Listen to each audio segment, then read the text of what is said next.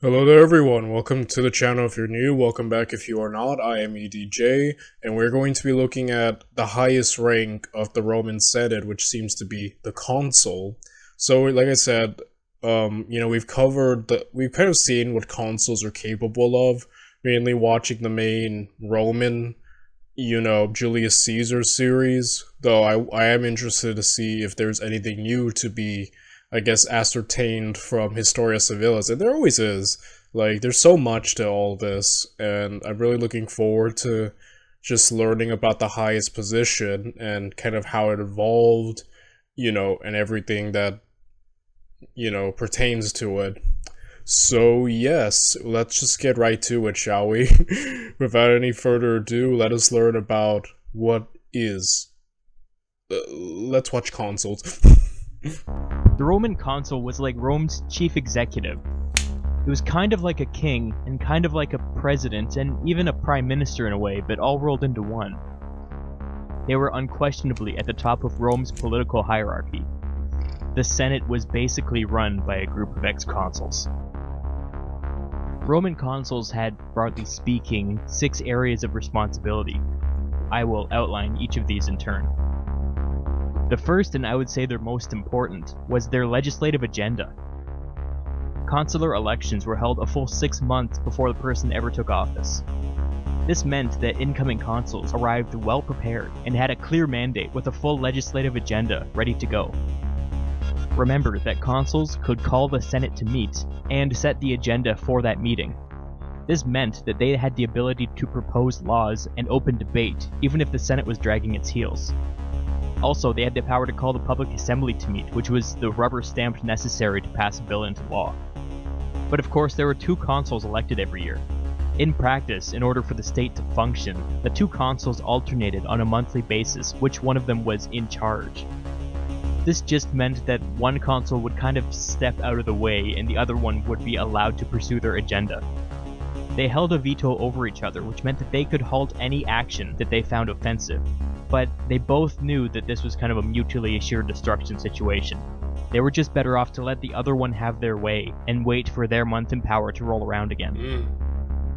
They called being in power holding fasces. Fasces were the ceremonial sticks held by Roman honor guards, which were called lictors. I haven't really talked about lictors before, but most elected Roman officials had some. Consuls had the most at 12 each. Holding fasces meant that you held power. The other consul would not get in your way unless you did something ideologically offensive. The consul that got the most votes when they were elected held fasces first, and then they alternated for every month after that. It was kind of a prestigious thing to hold fasces first. People knew what it meant. Julius Caesar provides us with a pretty colorful example of why it's so important to hold fasces. He was elected consul alongside his old pal Bibulus, with whom he had served as aedile. Caesar and Bibulus hated each other. Bibulus was a conservative, backed by Cato, who thought that Caesar was a rabble-rouser, a dandy, and a showboat. Caesar, well, he was those things, and he really didn't appreciate somebody saying so. Caesar got the most votes, so he held fasces in January. He was hellbent on getting his signature land reform bill into the Senate on like the 1st or 2nd of the month, because bills apparently needed 24 days of debate before they could be voted into law. Caesar needed his bill to sail through the Senate. The bill called for the election of some people to oversee a massive land transfer scheme, which would give public land to military veterans and the urban poor. It was popular, and of course Bibulus hated it. If Caesar held fasces during these elections, that meant that he got to oversee them, and he could put his lieutenants on that commission. If it happened in February, Bibulus would oversee it. He would get his men elected, and he could potentially kill the law from the inside. This was, by the way, the second area of responsibility for consuls. They oversaw elections. For small-scale stuff like the election of land commissioners, or for big stuff like the election of next year's consuls, the sitting consuls ran the show.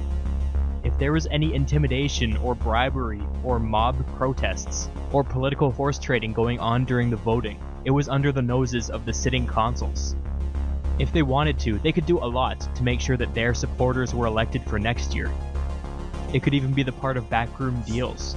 You support me on this bill, and I'll make sure you win your election for preacher. Now, the third area where the consuls wielded a lot of power, which I've already touched on, was the veto. Only the other consul or a tribune of the plebs could veto a sitting consul. However, don't forget that a consul could veto any position. He could also veto someone else's decision to call the Senate to meet. This was an immense power. He could single-handedly shut down debate. Broadly speaking, like I said, both consuls realized that this was a mutually assured destruction kind of situation, so they would resist just vetoing each other willy-nilly.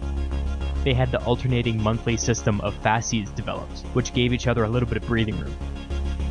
During Caesar's consulship, though, Bibulus kind of ignored this practice. Caesar's land reform bill sailed through the Senate as anticipated, but Bibulus vetoed it as it was going before the public assembly for a final vote. This was pretty rude. It was widely popular, and Caesar still held fasces. Apparently, as Bibulus vetoed it from a speaking platform before the bill was to be read before the public assembly, the crowd went crazy. They screamed wildly, drowning out what Bibulus had to say. They surged forward, reaching the speaking platform and the consul, and put— Yeah, he's kind of like, we kind of covered a lot of this mainly during his video called His Year Julius Caesar. I didn't think I was gonna watch Bibulus get bullied again. But yeah, overall, it is interesting just seeing how much responsibility and just power the consul had, which kind of goes to show you like the limit of 1 year, right? I was kind of always wondering, why 1 year? But when you see the amount of power a person holds, it makes sense, as the Romans detested kingship, right? So yeah, it makes perfect sense, because there is a lot of power here that can be used, you know? Pushing him off of it. We're told that the angry mob dumped manure on Bibulus's head, Biff Tannen style. Many people were injured during this incident, but nobody seriously. Even though Bibulus had vetoed the bill, Caesar got up and claimed that the crowd was too loud and that he hadn't heard him. Caesar then put forward the bill, and it was approved by the public assembly. After this incident, Bibulus retreated to his home and did not speak publicly again for the remainder of his consulship. To be clear, this was illegal on Caesar's part. Bibulus did have the right to veto him, and he did, and Caesar just ignored him. That wasn't the last time that happened, though. These next two areas— Yeah, these videos have just highlighted just how much laws Caesar broke, and just how much of a rebel he was. Like, he broke every rule. The man is wild, honestly. Responsibility both factored into this. Consuls were responsible for reading omens and assigning public holidays. This may seem minor, but it plays significantly into the Bibulus story. Consuls were given the authority to set the date for public festivals and holidays that did not necessarily have to be on a certain day every year. Sometimes the Senate voted in favor of honoring a certain individual and just let the consuls set the day, for example. Bibulus took all of his festival days and scheduled them for days when Caesar had big votes in the Senate. Obviously, this was extremely annoying because Bibulus still wasn't leaving his house. Just like when Bibulus tried to veto him, Caesar just ignored him, and people generally went along with this. Consuls were kind of— My goodness. Caesar's entire strategy is, I didn't hear that. Alright, let's get moving. Dude. I'm telling you, Caesar's kind of like a Chad. He's kind of based. Illegal, but based. I'm joking, I'm sorry. Well, let's get to it. I'm sorry. Bibulus just makes me laugh every time, like... yeah. Like part-time augurs as well. See, the Romans were highly superstitious, and they forbade the Senate from meeting on unlucky days, which I won't really get into now. A consul could unilaterally read the signs and decide that the omens looked bad for this day, and cancel public business. But the Pontifex Maximus was responsible for determining which days were lucky and unlucky. Julius Caesar was the Pontifex Maximus. So, when Bibulus issued edicts from his house saying that he saw the birds flying in a certain direction, Julius Caesar just said, "I'm the Pontifex Maximus, it's my job to know these things, and I say it's fine." Caesar basically outranked Bibulus religiously. Again, in a strict sense, this was illegal because Bibulus had the right to assign his days. but the public went along with it. Hello, I'm David Miliband, President and CEO of the International Rescue Committee. Our humanitarian... Of course he did. Yeah, I'm interested in seeing just how did Caesar get the Pontifex Maximus? That's the next video in this playlist, so we'll be learning about that. But that's such an interesting power to have, in addition to being consul. Yeah, that's beyond fascinating, you know? And finally, the consuls were responsible for Rome's military. Although the Senate declared war and assigned them an army, they held ultimate command. The consuls decided how wars would be fought, and oftentimes assumed direct control over the armies. The consuls had a similar system to holding fasces, but instead of alternating on a monthly basis, they would alternate on a daily basis.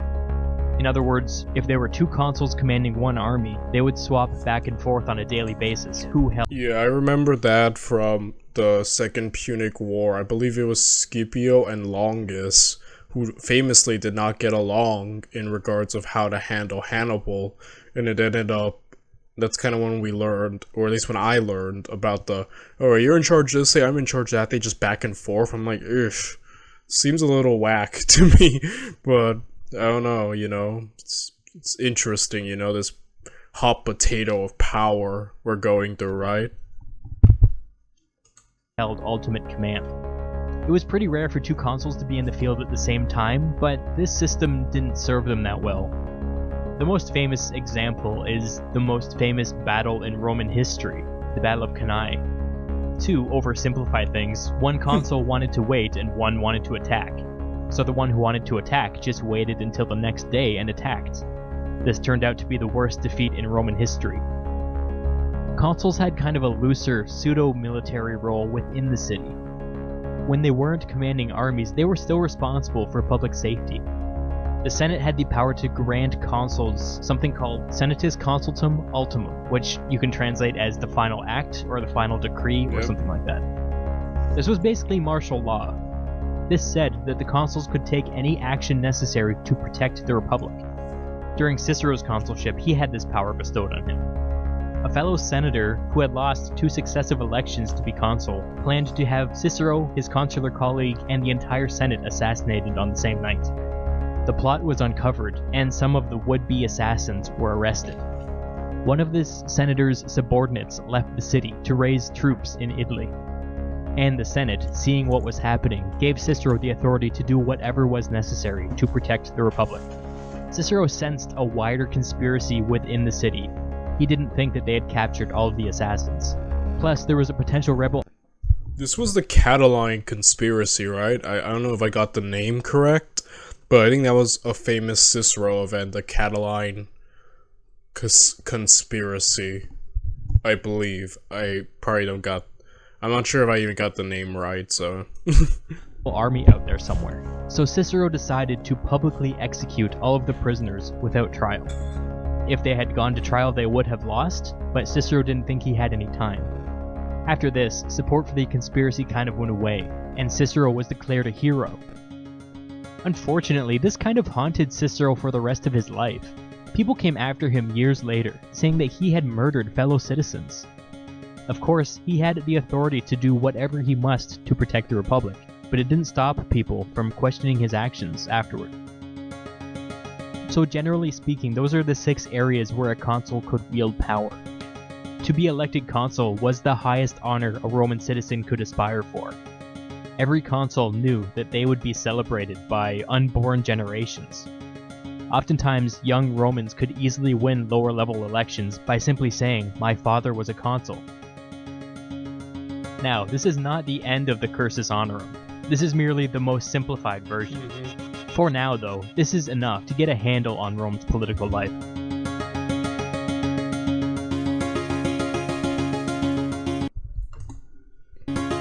If you're interested in helping decide what my videos are going to be about in the future, go to my Patreon page. The link is in the description. For just $1, you can vote on future topics. The first round of voting is going to happen on June 1st, so there's plenty of time if you want to sign up. If not, I don't care. I'm just glad that people are watching. Thanks. Okay, yes. So, that I should have probably watched all of this before Julius Caesar. You know, I should have watched all of this before any Rome video, but, you know, either way, I'm happy to understand now how the Senate works completely, but we're not done yet because there's still many offices to learn about. Those are the main ones, but obviously we're going to be learning about the Pontifex Maximus, which already has the coolest name, by the way. And we're going to be learning much more about Rome. So yes, guys, another fantastic video. This has been incredibly enlightening. I love it, and I'm going to continue on through the history of Rome, and I will be seeing you on the next one. Bye, everyone.